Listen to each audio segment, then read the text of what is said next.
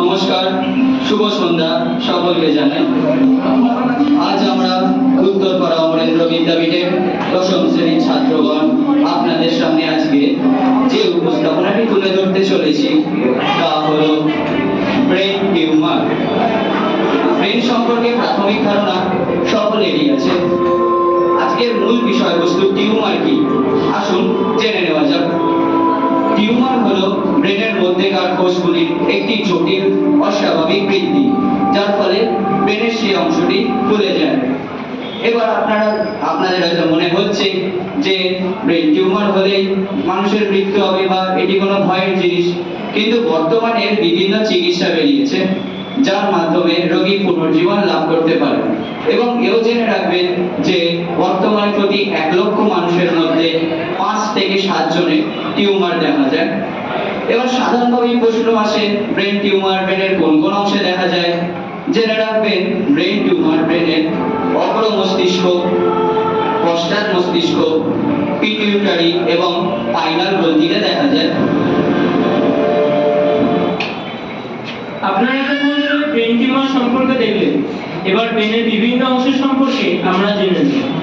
ব্রেনকে সাধারণত 3 ভাগে ভাগ করা হয়। একটা ছিল অগ্র মস্তিষ্ক, পশ্চাৎ মস্তিষ্ক আর মধ্য মস্তিষ্ক। আপনারা এটা এই ছবির মধ্যে দেখতে পাচ্ছেন। ব্রেনকে মাঝ বরাবর কাটা হলে ওরকম দেখতে লাগে, বা যে মডেলটা মাঝখানে রাখা আছে ওরকম দেখতে হয়। এছাড়াও আরো বিভিন্ন অংশ আছে ব্রেনের মধ্যে, সেটা আমরা দেখে নিতে চলেছি। আপনারা দেখতে পাচ্ছেন স্ক্রিনে একটা ব্রেনের ছবি ফুটে উঠেছে। এখানে পিটুইটারি গ্রন্থিকে বহুগ্রন্থি বলা হয়, কারণ পিটুইটারি গ্রন্থি শরীরের বিভিন্ন হরমোন উৎপাদনে সহায়তা করে। পিটুইটারি গ্রন্থিকে নিয়ন্ত্রণ করে হচ্ছিল হাইপোথ্যালামাস। হাইপোথ্যালামাসকে বহুগ্রন্থি বলা হয়।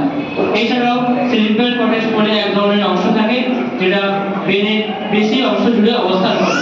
এছাড়াও কর্পাস ক্যালোজাম, থ্যালামাস, পন্স, সেরিবেলাম এবং সুষুম্না কাণ্ড বলে অংশ বর্তমান। ওপরে দেখতে পাচ্ছেন মাথার খুলি, যেটা ব্রেনকে বাইরের আঘাত থেকে বাঁচাতে সাহায্য করে। এছাড়াও সুষুম্না কাণ্ড ব্রেনের বিভিন্ন স্নায়ুগুলোকে শরীরের বিভিন্ন অঙ্গে ছড়িয়ে দিতে সাহায্য করে।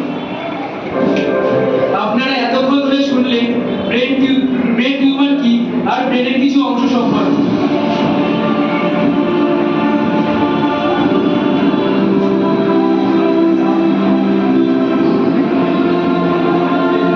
এবার তাহলে জেনে নেওয়া যাক ব্রেন টিউমার কয় প্রকার।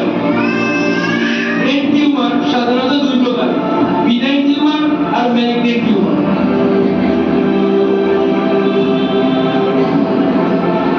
আপনারা স্ক্রিনে একটি বিনাইন টিউমারের ছবি দেখতে পাচ্ছেন। এই টিউমার হলো নন ক্যান্সারিক টিউমার। এই টিউমার আমাদের দেহে খুব ধীরে ধীরে বৃদ্ধি পায় এবং যেই টিস্যুতে সৃষ্টি হয় সেই টিস্যুতে সীমাবদ্ধ থাকে।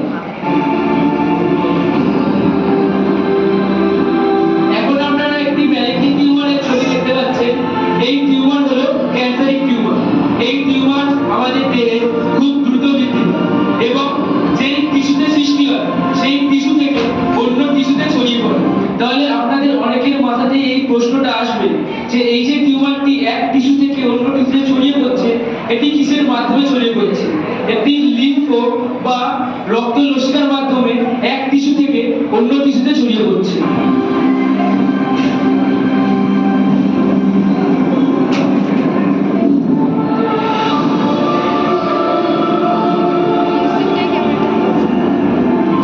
এতক্ষণ ধরে আমরা দেখলাম যে ব্রেন টিউমার কি এবং তার বিভিন্ন প্রকার। এখন আমরা জেনে নেব ব্রেন টিউমারের বিভিন্ন লক্ষণ। ব্রেন টিউমারের আকার এবং তার অবস্থানের উপরে নির্ভর করে তার বিভিন্ন লক্ষণ দেখা যায়।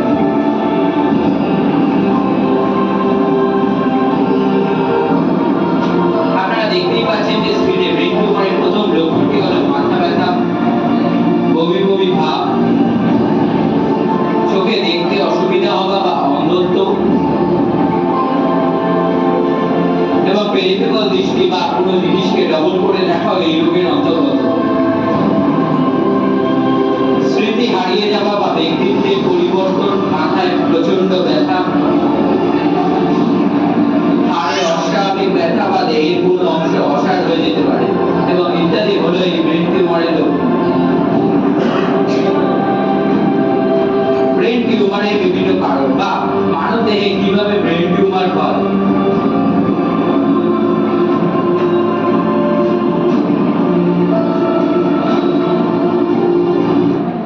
ব্রেন টিউমারের বিভিন্ন কারণের মধ্যে সবথেকে গুরুত্বপূর্ণ এবং প্রথম কারণটি হলো জেনেটিক মিউটেশন। বিভিন্ন রাসায়নিক পদার্থ আমাদের ডিএনএ তে পরিবর্তন আনে, ফলে আমাদের কোষ অনিয়ন্ত্রিতভাবে বৃদ্ধি পায়। ইমিউনেশন কম, যদি কোনো ব্যক্তির ইমিউনেশন কম থাকে তাহলে তার এই রোগ হওয়ার সম্ভাবনা বৃদ্ধি পায়।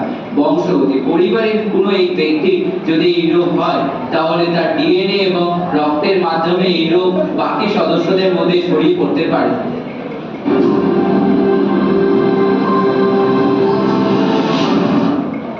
আমরা এতক্ষণ ধরে ব্রেন টিউমার সম্পর্কে দেখলাম এবং ব্রেন টিউমারের বিভিন্ন লক্ষণ সম্পর্কে দেখলাম।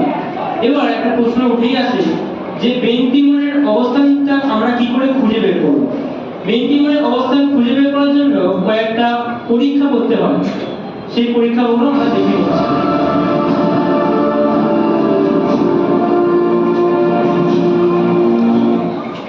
প্রথমত এমআরআই বা সিটি স্ক্যান করতে হবে। এমআরআই আর সিটি স্ক্যানের মাধ্যমে কম্পিউটারে ব্রেন টিউমারের চিত্রটা উঠে ধরবে এবং সিটি স্ক্যানের মাধ্যমে ব্রেন টিউমারগুলোর বিভিন্ন পর্যায়গুলো আমরা বুঝতে পারব।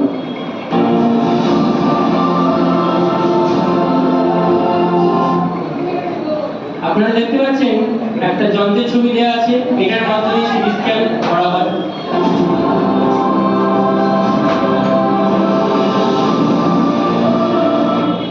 এবার আমরা একটা ভিডিওর মাধ্যমে আপনাদের তুলে ধরছি সিটি স্ক্যান কিভাবে হয়।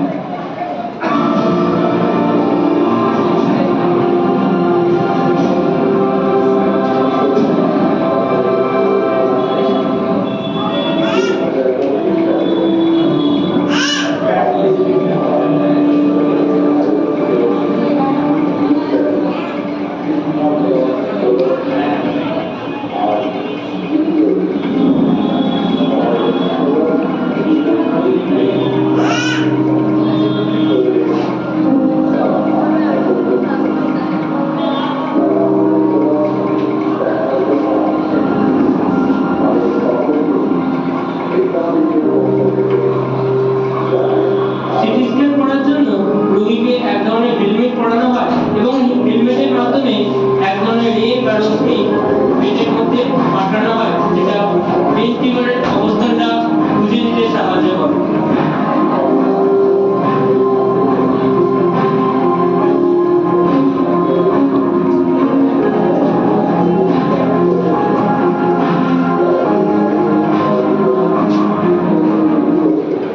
আমরা একটা ধরনের সিটি স্ক্যান কি করে করা হয় সেটা দেখলাম। এবার এছাড়াও আরেক ধরনের পরীক্ষার মাধ্যমে টিউমারের অবস্থানটা বোঝা যায়, যেমন হচ্ছিল বায়োপসি টেস্ট। বায়োপসি টেস্ট করার জন্য টিউমারের ধরন নির্ধারণ করা হয়। তার জন্য একটা টিস্যুর নমুনা সংগ্রহ করতে হয় এবং সেটাকে পরীক্ষার মাধ্যমে টিউমারের ধরন বোঝা যায়।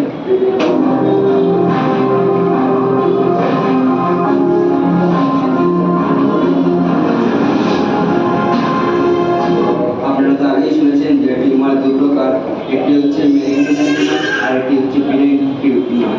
এবং বিনাইন টিউমার সারাতে গেলে প্রথমত আমাদের ওষুধের পক্ষে ওষুধ হলেই আমাদের যথেষ্ট, এবং মেলিগন্যান্ট টিউমার সারানোর জন্য ওষুধের পাশাপাশি সার্জারি খুবই প্রয়োজন। এবং সার্জারির পর এই টিউমারের কিছু কিছু সংক্রমণ মস্তিষ্কে দেখা দেয়, আর এই সার্জারির পরে আরও কিছু কিছু পদ্ধতি আছে, যেমন কেমোথেরাপি, শারীরিক থেরাপি, তারপরে স্কুইজ থেরাপি, পেশাগত থেরাপি এবং আরেকটি তার মধ্যে রেডিয়েশন থেরাপি।